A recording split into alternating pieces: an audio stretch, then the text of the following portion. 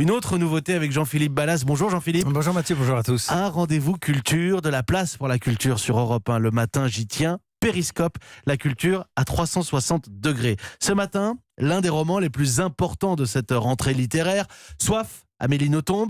Vous avez choisi de nous en parler avec un lecteur très particulier, Jean-Philippe. Oui, parce qu'on peut dire qu'en d'autres temps, Amélie Nothomb serait allée au bûcher avec un livre pareil. Oui, parler de Jésus, surtout le faire à la première personne, se glisser dans sa peau, dans son cœur, dans sa tête avant qu'il ne porte la croix, c'est assez rock'n'roll.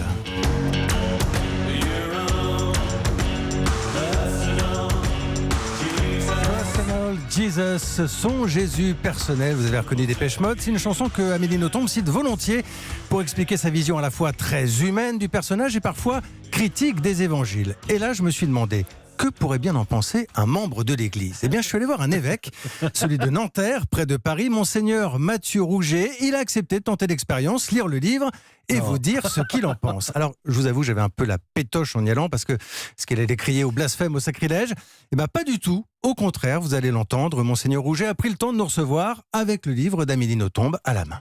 Moi, j'ai beaucoup aimé ce livre. Je le trouve magnifique qu'Amélie Nothomb dédie un nouveau livre, un livre important au Christ, avec beaucoup d'originalité, mais aussi beaucoup de profondeur.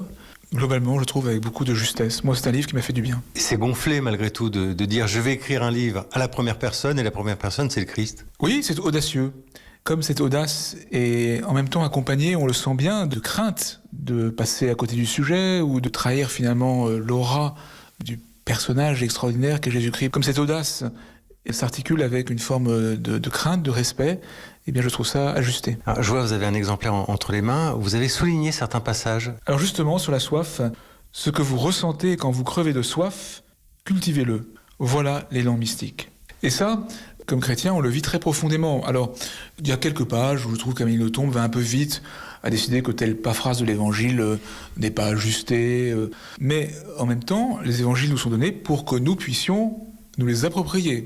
Il y a des gens, en vous écoutant, qui vont être peut-être étonnés. Est-ce que c'est un livre que vous, homme d'église, vous pourriez conseiller à vos fidèles ? Alors d'abord, moi je recommande toujours aux fidèles de lire les romans qui disent quelque chose du monde dans lequel nous sommes.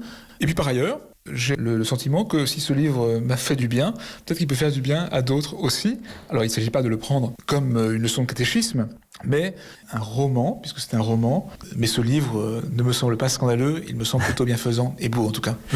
Je voudrais saluer Monseigneur Mathieu Rouget parce qu'on s'est croisés au moment de l'incendie de Notre-Dame dans ce studio et je sais qu'il est auditeur d'Europe 1, donc il est à l'écoute en ce moment. Et il a vraiment joué le jeu. Alors Amélie Nothomb, je ne sais pas si elle nous entend ce matin, ça doit lui faire plaisir ce genre de critique. Bougez pas Mathieu, bougez pas. Petit bonus, parce que j'ai rencontré Amélie Nothomb, je lui ai fait écouter cet entretien avec l'évêque de Nanterre. Écoutez.